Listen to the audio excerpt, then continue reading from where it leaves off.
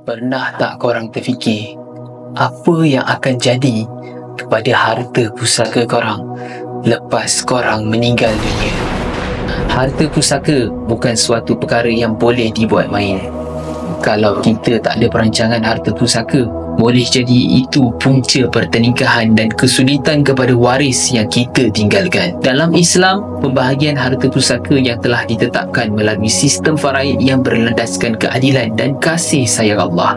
Allah Subhanahu wa taala berfirman dalam surah An-Nisa ayat ke-11.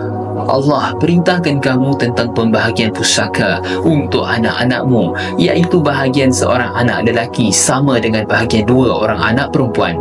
Surah An-Nisa ayat ke-11. Namun, tahukah anda bahawa faraid bukanlah satu-satunya cara untuk merancang harta pusaka? Ada kaedah lain seperti hibah dan wasiat yang boleh membantu memudahkan urusan waris selepas pemergian kita.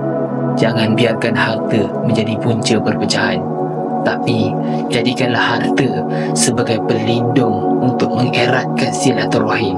Kami, Mayat Kasar Amanah Berhad, pelindung legasi anda.